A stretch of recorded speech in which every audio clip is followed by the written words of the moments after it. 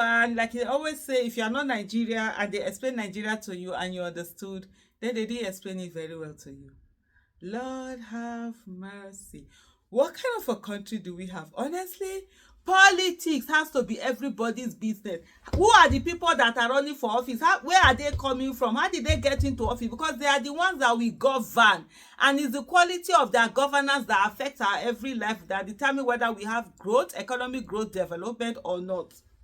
Imaseun, Nigerian Senate Ethics Chairman, who suspended Natasha who suspended Senator Natasha Akpoti-Oduaghan, barred for life in New York for fraud and gross misconduct.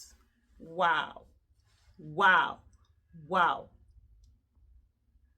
Wow. The thing is that parties are, hey. No wonder he behaved unethically. No wonder he was quick to come and say, oh, whatever, Natasha's case is dead on arrival because this, that. Imaseun, Nigerian Senate Ethics Chairman, who suspended Natasha Akpoti-Oduaghan, Senator Natasha Akpoti-Oduaghan, barred for life in New York for fraud and gross misconduct. This is the kind of person that we have.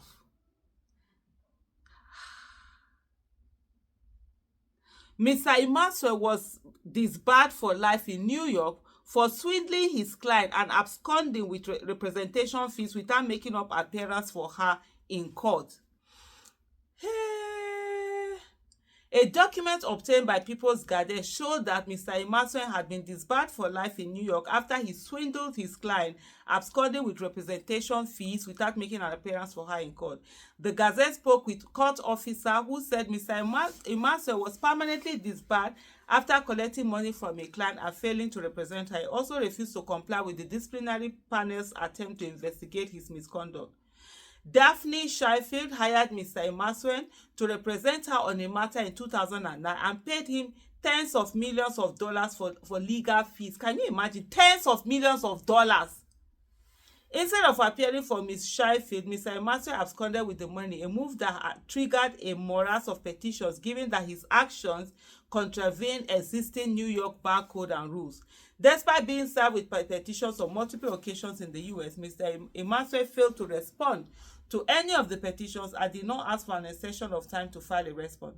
The Edo South senator instead fled to Nigeria with Ms. Sheffield's funds to lay low and escape disciplinary actions from the Grievance Committee, the body responsible for issuing rulings for infractions for juries.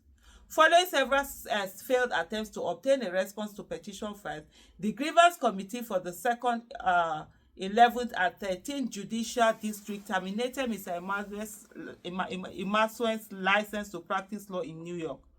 Neda B. Imaseun, admitted as Neda Bernard Imaseun, is debarred and his name is stricken from the roll of attorneys and counselors at law. Reads a decision of the Grievance Committee on May 10, 2010. Neda Bernard Imaseun is commanded to desist and refrain from 1, practicing law in any form, either as a principal or agent, clerk, or employee of another. 2, appearing as an attorney or counselor at law before any court, judge, justice, board, commission, or other public authority reads a notice of this disbarment.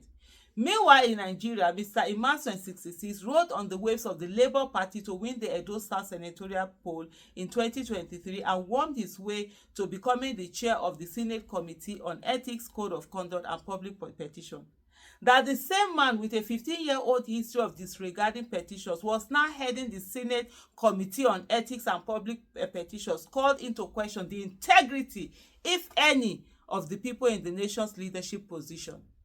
Last Wednesday, Mr. Imaseun was quick to dismiss Mrs. Akpoti-Oduaghan's sexual harassment petition against Senate President Godswill Akpabio on the ground that he did not follow due process. The Edo senator dismissed the petition as dead on arrival because Mrs. Akpoti-Oduaghan signed the petition, which he said violated the Senate rule book. He later accepted on Friday after the female lawmaker submitted it with signature of her constituent member. I think I'm just going to pause here a little, just for you to just take a look at this. That The petition she presented today is actually dead on arrival.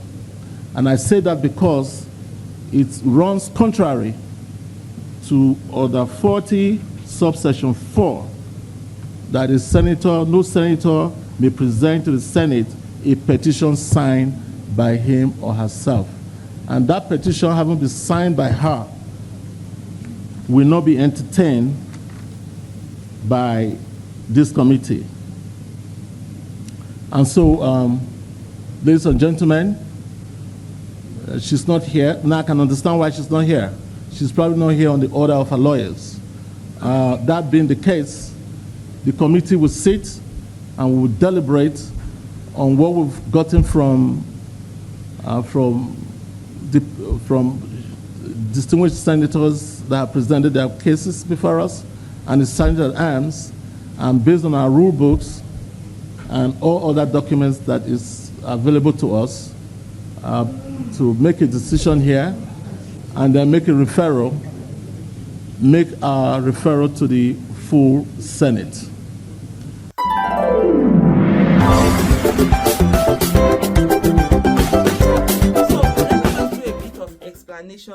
On this whole thing, because I see a lot of people, that's what they are using to say that, oh, Senator Natasha did not know how things were, she does not know the rule. That's all. That's not it. In everything, and this is the thing about law, there are certain things that don't come up. Until they come up, the law, sometimes no rules or no law is made on them. And I'll quickly give you an example. For example, when there was election in Kogi State, and then they started reading the results. Some areas they said they had some issues, and before they could read those results out, the governor, the person who was winning the election, died. The election that brought in Yaya Bello. Remember, there was something on the law that was silent. The law had not made, that kind of issue had not come out before. And then they went to the court. It was supposed to be his running mate that should have won that election, but they said because they had not finished calling the result when he died, the running mate couldn't win it. That was how Yaya Bello, who came second, distant second in the primaries, was the one that was not giving it. Though the law has rectified it now, a law has been made on it. On this case, normally when a petition is coming in to a senator, when you say you cannot present a petition that is signed by you, you know it's your constituents that will bring petition to you as a senator for you to pass it on to and present it to the house, right, on the floor of the Senate. So normally you are not supposed to be the one bringing in a petition, so they have one thing or the other. That's where that rule comes in. But it is silent on the fact that what if it is you as a senator doing petition against a fellow senator? You get. So that is silent. So when she signed that, they now follow that rule. Now, what needs to happen is, because this matter has gone up, they need to go and recheck and redo that law. Because how is somebody coming to sign petition or something that has happened to me? So that's where she signed it. Yes, it's not explicitly written, but it's silent on if you are bringing a petition before somebody, and it's still there to come and talk. Meanwhile, this is someone who has been debarred, who is accused of running away with his client's money. Nigerians. We need to sit up, oh. We need to sit up. Honestly, if we don't politics, it should be everybody's business. That's all we should focus on. Every other thing in our life, we're like nonsense. Because right now, they will use that politics to destroy every other thing. Your business, or your life, or your private life, or even your religious life. If you don't take that, they can use politics to destroy it. They wake up and they say, no more religion. Yes, now. Is it not governance? Is it not law? Oh, girl. Mr. Imaseun, let me go back to the article. Did not immediately return comments on his New York disbarment. His disbarment is typical of many Nigerian politicians who commit crimes of foreign soil and flee to Nigeria with fraud proceeds which they use to contest election. Yes, because it's money. You people say that we will be waiting for candidates to bring their own money to contest. As long as it is candidates that are using their money to run for election, it is criminals we continue to have.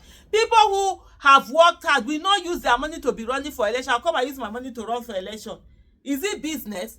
Then if I go there, I have to get back, because it's no longer politics now, it's not entrepreneurship. We must get to a place where we are putting monies together for people to run for election. That way, we are getting people with character, with competence, with capacity to run for office, not the ones that they've stolen our collective wealth, or they've stolen money somewhere and they will now use it to be perpetuating themselves in office. We have Femi Gbajabiamila is the same thing. That's the same accusation that they have against him and all of that. But anyway, let me rest here. Hey!